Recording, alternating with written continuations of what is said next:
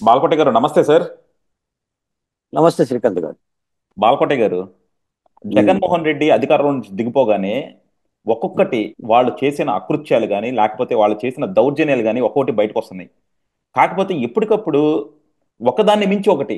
అంటే ఇన్నాళ్ళు మనం వీళ్ళు వైజాగ్లో ఒక హోటల్స్ లాక్కోవడం చూసాము, వైజాగ్లో భూ కబ్జాలు చేయడం చూసాము, ఇవన్నీ చూసాం. కానీ ఒక పోర్టుని కబ్జా చేయడం మాత్రం మొట్టమొదటిసారి చూస్తున్నాం సార్. అది అసలు వింటున్నాం కూడా. ఇవన్నీ సినిమాల్లోనే చూస్తాం అనమాట. ఒక పోర్టు మొత్తాన్ని ఒక విలన్ వెళ్ళి ఒక అమాయకుడిని బెదిరించి కబ్జా చేయడం, దాని తర్వాత ఎప్పుడో వచ్చి హీరో విడిపించడం, అలా స్టోరీ ఉంటుంది. కానీ ఇది మనం నిజ జీవితంలో చూస్తున్నాం సార్. ఒక కేవీ రావు అనే వ్యక్తి దగ్గర నుంచి వీళ్ళు పోర్టుల్ని బలవంతాన లాక్కుంటే ఆయన కూడా దాని మీద రిపోర్ట్ చేయకుండా ఒక 5 సంవత్సరాలు వేచుండి ఇప్పుడు దాని మీద రిపోర్ట్ చేస్తున్నాడు. అదే మన ఆ, రాంగోపాల్ వర్మ లాజిక్ లో చెప్పాలంటే ఎప్పుడో జరిగింది, అప్పుడు రిపోర్ట్ చేయకుండా ఇప్పుడు రిపోర్ట్ చేస్తున్నామంటే అందులో ఏదో మర్మం ఉంది, అందులో ఏదో కుట్ర ఉంది అంటుందేమో రేపు కోర్టు కూడా. ఏంటి సార్, అంటే ఎంత అన్యాయం జరుగుతున్నా సరే వీళ్ళు ఎందుకు కామ్గా ఉన్నారు? అప్పుడు ప్రతిపక్షమైన జనసేన కానీ టీడీపీ కానీ వీళ్ళు ఎందుకు కామ్గా ఉన్నారు? వీళ్ళకి ఆ మాత్రం తెలియలేదా? శ్రీకాంత్ గారు నమస్తే. నమస్తే సార్. మీరన్నది అక్షరాల సత్యమేనండి. ఏదో పాత సినిమాల్లో చూస్తూ ఉంటుంటాం. బందిపోటు దొంగలు గుర్రాల మీద ఓలల్లో పడిపోయి కనిపించిన ప్రతి వస్తువును కూడా దొంగిలించి అడ్డొచ్చి నుండి కొట్టేసి లేదా కాల్చేసి లేదా చంపేసి ఊరిని నాశనం చేస్తూ ఉంటుంటారు. సినిమాల్లో చూశాం. ఉమ్, నిజంగా జగన్మోహన్ రెడ్డి గారి పదవి నుంచి దిగిపోయిన తర్వాత, అంటే ముఖ్యమంత్రి పీఠం నుంచి దిగిపోయిన తర్వాత, ఆయన అధికారపు కుర్చీ కింద ఆయన చేసిన పాపాలన్నీ కూడా ఏదో పుట్టన గినక తవ్వితే గినక తాచుపాములు, కట్ల పాములు, జిర్రుగొడ్డులు ఇలా ఒక్కొక్క పాము బయటకు వచ్చినట్టుగా పరమ దుర్మార్గంగా ఉంది. నిజమే. ఇప్పుడు ఈ కా ఈ కాకినాడ పోర్టుని ఆ పివి రావు గారిని బెదిరించి భయపెట్టి నీ మీద కేసులు పెడతాం, నిన్ను జైలు పాలు చేస్తాం, నీ కుటుంబాన్ని రోడ్డుకి ఈడుస్తామని భయపెట్టి, ఎంత దారుణం అంటే దాదాపు మీరు వినండి సార్, 3600 కోట్ల రూపాయల వాటాలున్న ప్రాపర్టీని అడ్డగోలుగా అడ్డగోలుగా దొంగిలించారండి. కాకినాడ సీ పోర్టులో 2500 కోట్ల రూపాయల వాటాలున్న ప్రాపర్టీని 494 కోట్లకి, కాకినాడ సెజ్లో 1109 కోట్ల రూపాయల వాటాలున్న ప్రాపర్టీని కేవలం 12 కోట్ల రూపాయలకి చేశారు. మళ్ళీ ఇప్పుడు కొత్తగా తాజాగా కొత్త పేర్లు వినిపిస్తున్నాయి. ఆ, మీకు వైవి సుబ్బారెడ్డి గారి కొడుకు అవును. వైవి విక్రాంత్ రెడ్డి అంట, వి- మళ్ళీ ఈడ కొత్త దొంగోడు వచ్చాడు. విక్రాంత్ రెడ్డి వికృత చేష్టలు అని చెప్పి అంటున్నారు. ఆ కొత్త దొంగోడు వచ్చాడు. ఆ, బందిపోటు దొంగలు వస్తున్నారు. విక్రాంతి రెడ్డి. ఉహు, అలాగనే విజయసాయి రెడ్డి అల్లుడు ఉమ్, ఆయన ఒక రెడ్డి గారు. ఆ, విజయసాయి రెడ్డి అల్లుడు శరత్ చంద్రారెడ్డి. ఉహు, ఆ ఈ పీకేఎఫ్ శ్రీధరు, ఉహు, అరబిందో రియాలిటీ కంపెనీ. ఉహు, సార్ ఇదేదో నాకు తెలిసి మన ఉత్తరప్రదేశ్ నట్టుకుంటుండే పోలాం దేవి గారి చరిత్ర అప్పుడు బంతిపోట్లు ఉహు. ఓలల్లో త్వరబడిపోయి బంతిపోటు దొంగతనాలు చేసినట్టుగా ఆ పోలాం దేవి గారిని కూడా 7 సార్లు అత్యాచారం చేస్తారు. అవును. ఏంటి సార్ ఇది? నిజంగానే నేను చూస్తూ ఉంటుంటే ఈ జగన్మోహన్ రెడ్డి గారి యొక్క ఇన్ని కుట్రలా. ఉమ్, ఇప్పుడు మనం ఇప్పటి వరకు మనం మాట్లాడింది 7 ఈడీ కేసులు, 11 సిబిఐ కేసులు, 7 ఈడీ కేసులు, 11 సిబిఐ కేసులు, ఇదే మాట్లాడుతున్నాం. అసలు ఒలిచేశారు కదండి రాష్ట్రాన్ని. ఉహు, ఇప్పుడు విషయం ఏంటంటే శ్రీకాంత్ గారు, ఈ రోజున జగన్మోహన్ రెడ్డి గారు ముఖ్యమంత్రి కాదు. ఉహు, ఆయన పీట దిగిపోయాడు. ఆయన ప్రజలు 24 ఎన్నికల్లో ఈ పాపాలు చేశాడని ఆయన పీచమనిచారు. ఉహు, మరి ఇప్పుడు ఈ కూటమి ప్రభుత్వం ఏంటి సార్ డిబేట్లు పెడుతుంది? ఉమ్, డిబేట్లు పెట్టడం ఏంటి అసలు? ఇప్పుడు ఇప్పుడు ఇంత కళ్ళ ముందు ఇప్పుడు వెంకటేశ్వరరావు గారే ఫిర్యాదు చేశాడు, నన్ను బెదిరించారు, నన్ను దోషేశారు అని సాక్షాత్ కంప్లైంట్ ఉంది కదా. మరి ఈ విక్రాంత్ రెడ్డిని తెస్తారండి? ఉహు.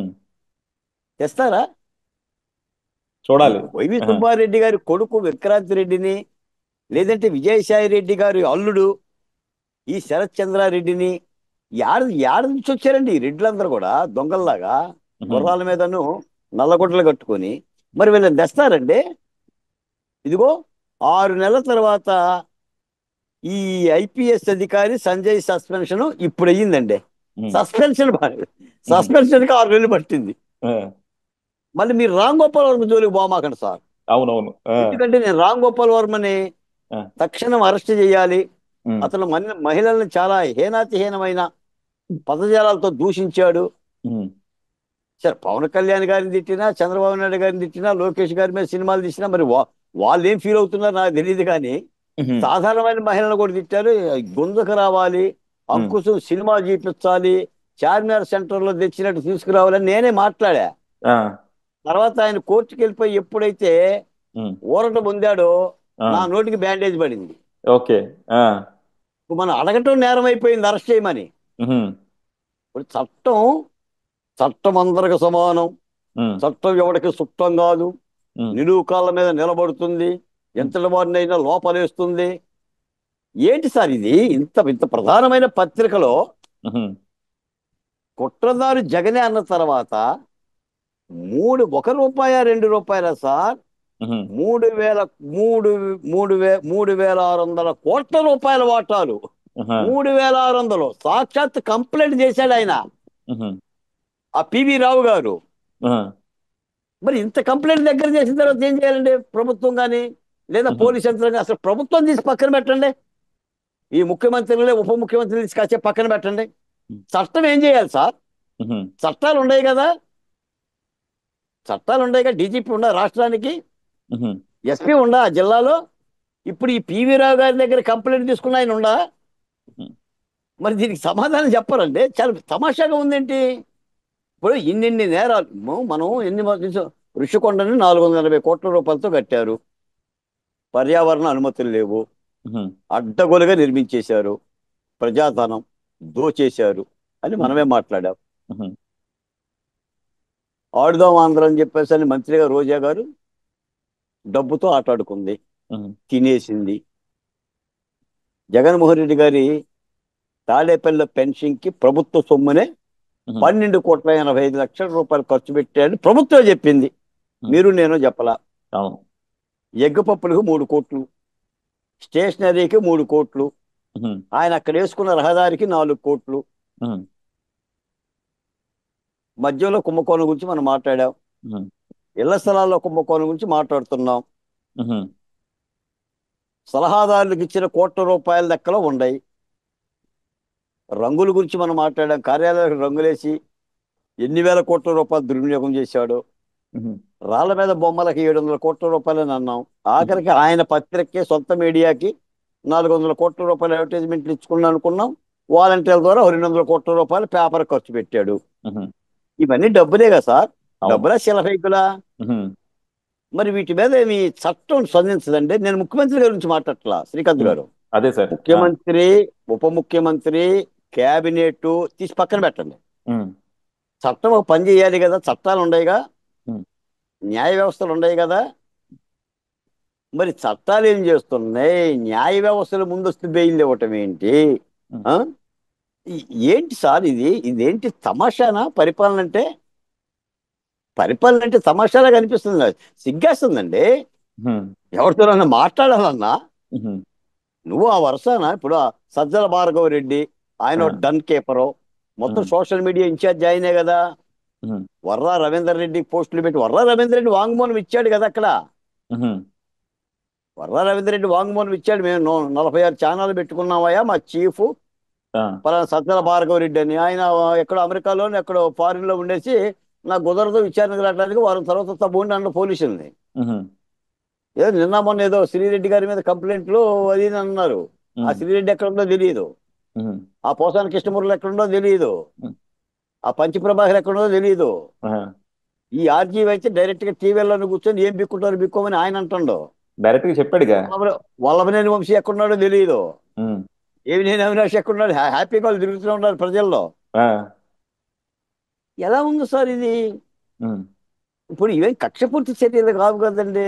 ఉహు, గత ప్రభుత్వ కాలంలో 5 ఏళ్ళు ఏమండే నిన్ను చంపేస్తాము అని చెప్పేసానని ఉమ్, 3,600 కోట్ల రూపాయల ప్రాపర్టీని 490 కోట్ల రూపాయలకు దొంగతనం చేస్తే, ఉమ్, మరి ఆ పివి రావు కంప్లైంట్ ఇస్తుంటే ఆఖరికి పవన్ కళ్యాణ్ గారే కాకినాడ పోర్టుకి వెళ్ళి ఉమ్.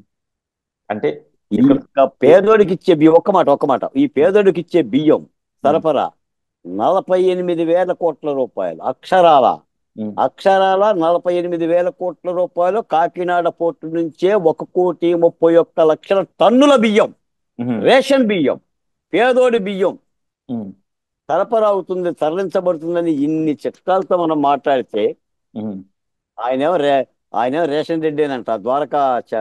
ద్వారంపూడి చంద్రశేఖర్ రెడ్డి ఎలియాస్ పేరే రేషన్ రెడ్డి అంట. ఆ, వాళ్ళేమో ఏం బిక్కుంటారో బిక్కోమంటున్నారు. ఉమ్, మేము డిబేట్లు పోతే వైసీపీ అధికార ప్రతినిధులు ఏం బాలకోటయ్య గారు, ఉమ్, ద్వారంపూడి చంద్రశేఖర్ రెడ్డి శుద్ధపోస, ఉమ్, అమాయకుడు, గొప్పవాడు, దమ్ముంటే అరెస్ట్ చేయండి. ఉమ్, మీ దగ్గర ప్రభుత్వం ఉంది కదా, ఉమ్, ముఖ్యమంత్రి ఉన్నాడు కదా, ఉమ్, ఉప ముఖ్యమంత్రి ఉన్నాడు కదా, ఆ, ఎందుకు అరెస్ట్ చేయట్లేదు? వాళ్ళు అడుగుతున్నారు. అదే. ఆ, వాళ్ళు అడుగుతుంటే మేము ఉమ్, ఇదేంటిరా బాబు తానా తన్నానా అన్నట్టుగా ఉంది మా పరిస్థితి. మేము చేతులు కట్టుకుంటున్నాం, ఆ, ఉమ్, వాడు బెదిరిస్తున్నారండి ఆ, దమ్ముంటే అరెస్ట్ చేయమని. ఉమ్, ఇప్పుడు మీకు ఆర్జీవి ఏం చెప్పాడు సార్? అవును. పోలీసులు అసలు మా దగ్గరికే రాలా, ఆ, నన్ను ఎవడు బలకరించలేదండి ఉమ్, అని చెప్తున్నాడు ఆయన ఆహా, డైరెక్ట్ లైవ్ లో. అదే. ఆ, అక్కడే ప్రకాశం జిల్లాలో 7 కేసులు రికార్డ్ అయింది ఉమ్. సార్. శ్రీకాంత్ గారు, అది కుట్ర అంటున్నాడు కదా సార్. నేను ఎప్పుడో సంవత్సరం క్రితం ట్వీట్ చేస్తే ఇప్పుడు మీరు పోలీస్ కేసులు రికార్డ్ అవుతున్నాయి అంటే దీని వెనకాల ఏదో కుట్ర ఉంది. ఆ, వాళ్ళకి ఇప్పుడే మరి గుర్తొచ్చిందా మనోభావాలు, అప్పుడు గుర్తు రాలేదా మనోభావాలు అంటున్నాడుగా. మరి దాన్ని పోలీసులు చెప్పాలి, కేసు కట్టి పోలీసులు సమాధానం. అదే. ఆ, ఇప్పుడు నువ్వు నేను మాట్లాడే సుఖమే ఉంది సార్, ఇక్కడ చట్టం ఉంది కదా. అవును. ఉమ్, ఇప్పుడు ఆయన మీద కేసు కట్టొచ్చా కట్టకూడదా, ఆయన పెట్టిన పోస్టులు ఇబ్బంది పెట్టే పోస్టులా కాదా అనేది పోలీసు కదా తేల్చాల్సింది. ఉమ్, అంటే నాకు తెలిసి శ్రీకాంత్ గారు, ఉమ్, తవ్వే కొద్ది పాపాలు ఉండే సార్. ఆ, మరి అంటే కూటమి ప్రభుత్వం కానీ కూటమిలో ఉన్న పెద్దలు కానీ చట్టబద్ధంగా చర్యలు తీసుకుంటే రాజకీయంగా ఏమన్నా నష్టం వస్తుందా అనే విషయం మీద ఏమన్నా వీళ్ళు రాజకీయాల గురించి ఆలోచిస్తున్నారే తప్ప ఉమ్, చట్టం తన పని తాను చెయ్యండి అని చెప్పేసి అని చెప్తున్నట్టేం లేదు. ఒక మాట ఏంటంటే సార్ శ్రీకాంత్ గారు, ఉమ్, ఇప్పుడు శాంతి భద్రతల అంశం వేరు, ఉమ్, ప్రభుత్వం వేరు. ఉమ్, శాంతి భద్రతల్ని పోలీస్ శాఖే కాపాడాలి. ఉమ్, పోలీస్ శాఖ తీసుకునే చర్యల్ని న్యాయశాఖ, కోర్టులు సమీక్షించి నేరం చేస్తే శిక్షించాలి, నేరం లేకపోతే బయటికి పంపించాలి. ఉమ్, కానీ రాజకీయ వ్యవస్థ, ప్రభుత్వ వ్యవస్థ ఉంది కాబట్టి వీళ్ళు ఆపితే వాళ్ళు పని చేయరు. ఉమ్, ఇప్పుడు మనం చంద్రబాబు నాయుడు గారిని ఎలా అరెస్ట్ చేశారండి? ఉమ్, ఒక విధంగా చెప్పాలంటే రెక్క పట్టుకుని ఈడ్చుకుపోయారండి విజయవాడ అవును. కోర్టుకి. అవును. 19 గంటలు చంద్రబాబు నాయుడు గారిని ఉమ్, 41 నోటీస్ ఇవ్వమంటే ఉమ్, 41 నోటీసు కూడా ఇవ్వను, వస్తే రండి లేకపోతే బస్తో పాటు లాక్కెళ్ళిపోతామని చెప్పేసానని ఉమ్, 19 గంటలు లాక్కెళ్ళిపోయారు సార్. అవును. అప్పుడు చట్టమే కదండి ఆ పని చేసింది, ఉమ్, అదే చట్టమే కదా. ఇప్పుడు ఆ, చంద్రబాబు నాయుడు గారు తప్పు చేసినందుకే లాక్కెళ్ళింది, ఆ, కోర్టు ఆ, ముందు పెట్టింది. అది రాజారెడ్డి గారి చట్టం సార్. రాజారెడ్డి గారి చట్టమో జగన్మోహన్ రెడ్డి గారి చట్టమో పని చెయ్యాలి కదా అంటున్నా, ఏదో ఒక రెడ్డి చట్టం. అదే. మరి ఇప్పుడున్న చట్టం ఏంటి? రెడ్డి గారి అప్పుడు చట్టం అయితే రాజారెడ్డి అప్పుడు అప్పుడు 5 సంవత్సరాల ఉంది రాజారెడ్డి గారి చట్టం, మరి ఇప్పుడు ఉందేంటి 6 నెలల నుంచి? ఇది కమ్మ చౌదరి చట్టం, ఇది తొందరగా పని చేయదు. ఇది అన్ని ఆ, ఆలోచించుకొని పని చేస్తుంది. కమ్మ చౌదరి చట్టం, ఈ చట్టం ఎక్కడుంది? మరి అంతే కదా సార్. వాళ్ళేమో ఏదైనా సరే టకటక చేసేసారు, తప్పు ఉప్పు. ఆ వీళ్ళు ఏది చేయాలన్నా సరే ముళ్ళగుల్లాలు పడుతున్నారు. ఆ జగన్మోహన్ రెడ్డి నోరు తెరిచారు, ఎర్ర బుక్కో ఎర్ర బుక్కో ఎర్ర బుక్ అంటాడు ఆయన. ఉమ్, మాకు ఎర్ర బుక్కు కనిపించట్లా, నల్ల బుక్కు కనిపించట్లా, ఆ, ఇక్కడ హ్యాపీగా తెల్ల బుక్కే కనిపిస్తుంది. అదే. ఉమ్, ఏముండే చర్యలు ఉమ్, ఏంటి సార్? ఇప్పుడు దీనికే చెప్పండి, మీరు అడుగుతున్నారు కాకినాడ పోర్టు గురించి. ఉమ్, ఆ ఏంటి సార్ ఈ బెదిరింపులు? ఏంటి? ఇప్పుడు అమర్ రాజా బ్యాటరీని బెదిరించారా? అవును. గల్లా జయదేవ్ గారిని కనీసం పార్లమెంట్ లో కూడా పోటీ చేయకుండా చేశారు కదా అవును. భయపెట్టి. యా. మీకు ఇంకో మాట కూడా చెప్తున్నా, మీరు వీటన్నిటి గురించి పోతున్నారు, అసలు విషయం చెప్తున్నా. ఉమ్, చాలా మంది చంపేశారండి వీళ్ళు. అవును. ఇది ఇంకా అందులో బోట్ల ప్రభుత్వం ఉమ్, డాక్టర్ సుధాకర్ ని ఇలా వేధించే చచ్చిపోయే విధంగా చేశారు. అవును. డ్రైవర్ సుబ్రహ్మణ్యం దాదాపు 7 మంది చంపారు, ఉమ్, డాక్టర్ అచ్చెన్నని చంపారు. ఉమ్, మేము చెప్తున్న మరణాలు కొన్నేనా సార్? అవును. అసలు బయటికి రాని మరణాలు చాలా ఉన్నాయి. ఉమ్, ఇప్పుడు ఇవాళ రేపో ఎస్సీ కమిషన్ వేసి ఆ కమిషన్ చైర్పర్సన్ గా ఉమ్, నాలాంటి వాళ్ళు మీలాంటి వాళ్ళు కూర్చోబెడితే ఉమ్, వీటి అంశాలు బయటకు వస్తాయి, కనీసం ప్రజలకు తెలుస్తుంది. ఉమ్, ఎంతమంది చచ్చిపోయారు, ఎలా చచ్చిపోయారు, చాలా చాలా కేసులు ఉన్నాయి సార్ వీటి అదే. మీద. మరి ఏమండే, ఈ రోజున పివి రావు గారు ఏం సాదాసీదా వ్యక్తి కాదు కదండి. ఉమ్, అతను కూడా గొప్ప వ్యక్తే కదా.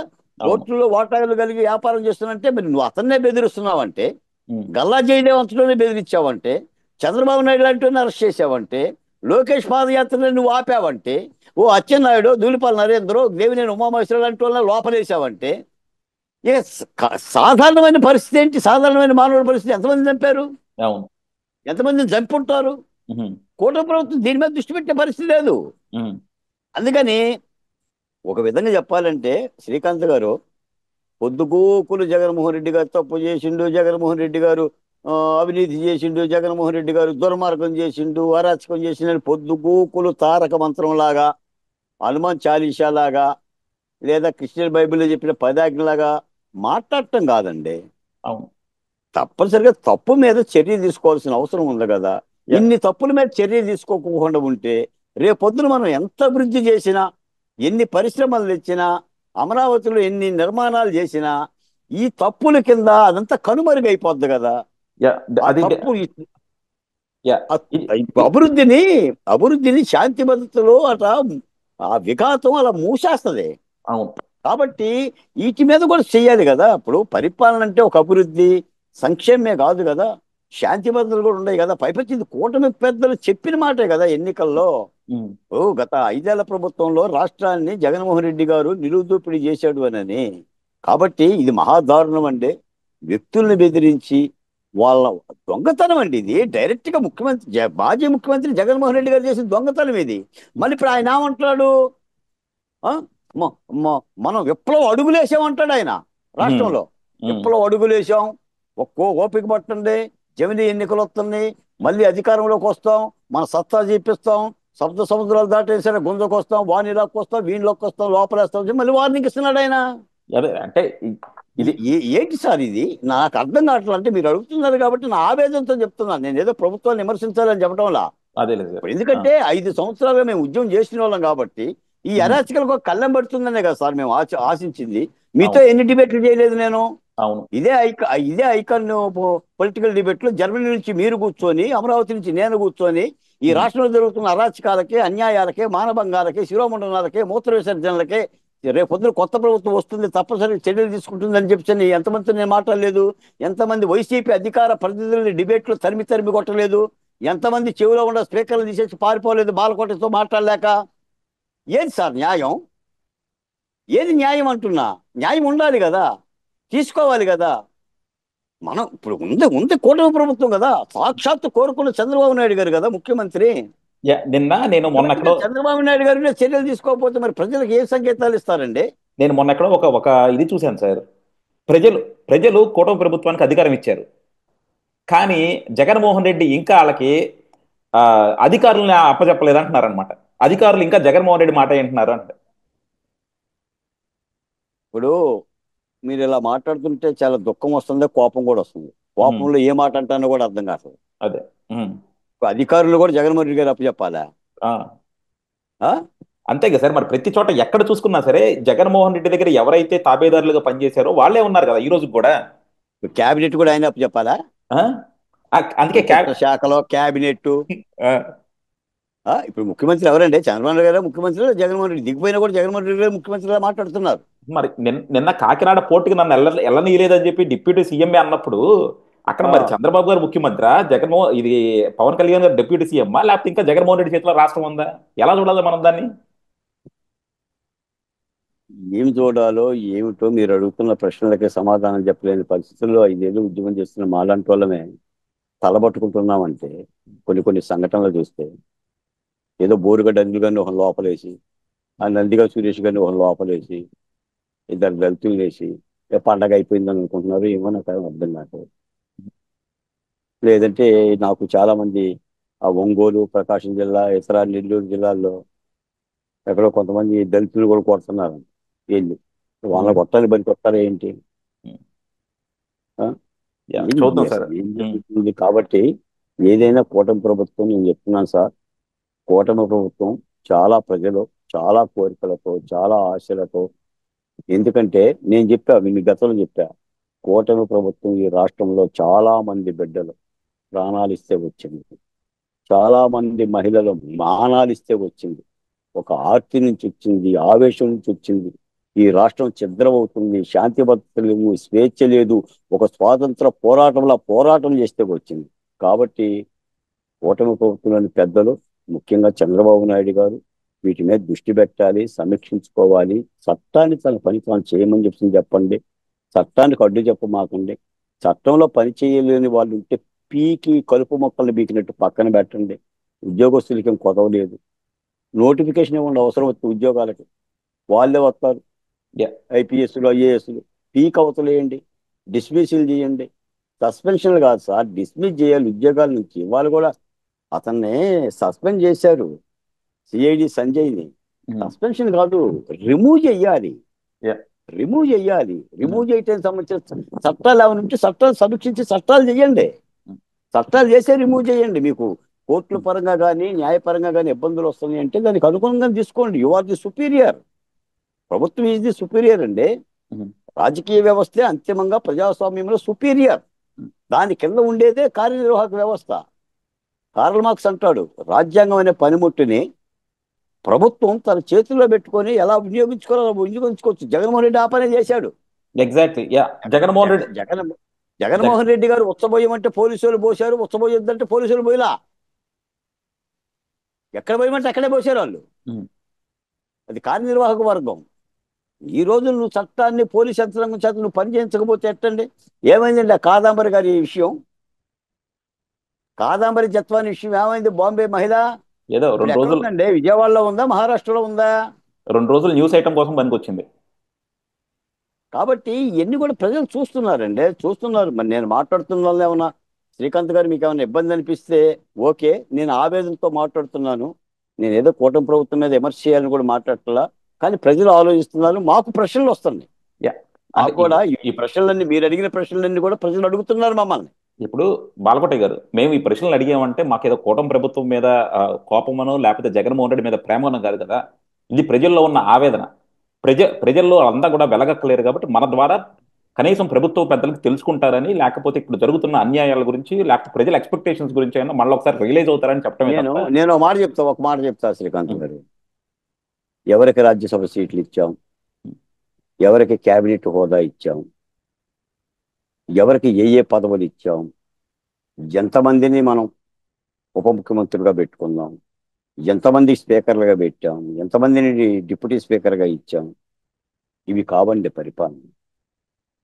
ప్రజలకు మనం ఏం చేశాం, ఏం చేస్తామన్నాం, ఏం చేస్తున్నాం, గతంలో జరిగిన తప్పిదాలు ఏంటి, వాటిని సరిదిద్దిన సంఘటనలు ఏంటి, అభివృద్ధి, సంక్షేమం, శాంతి భద్రతలు ప్రజలకు ఏం చేస్తుంది, ప్రజలు మనం తీసుకుంటున్న నిర్ణయాలను ఎలా రిసీవ్ చేసుకుంటున్నారు. ఈ రోజు నేను ఒక క్యాబినెట్ పోస్ట్ ఇచ్చానంటే ఎవరికన్నా అసలు అతగాడు ఎవరు, అతను దానికి అర్హుడా, ఎలా ఇస్తున్నారు, ఇవన్నీ కూడా ప్రజలు చూస్తారండి. ఇంత ఆషామాషిగా ఉండదు. మనం జగన్మోహన్ రెడ్డి గారి మీద చేసిన విమర్శలో 5 ఏళ్ల పాటు 190 విమర్శలు మనం చేశాం. ఆయన తప్పులు చేశాడు, మనం ఆ తప్పును కూడా ఎండగట్టాం. తిరిగి అలాంటి తప్పులు ఎట్టి పరిస్థితుల్లో జరగకూడదు. జరిగితే ఏమంటారంటే, ఇప్పుడు ఒకే తానులోని గుడ్డలో ఒకే చెట్టు కొమ్మలో, ఈ పాతగా మీకు వామపక్ష భావాలు కలిగిన నాయకులు అంటూ ఉంటుంటారు. ఈ పార్టీ అయినా ఆ పార్టీ అయినా ఒకటి.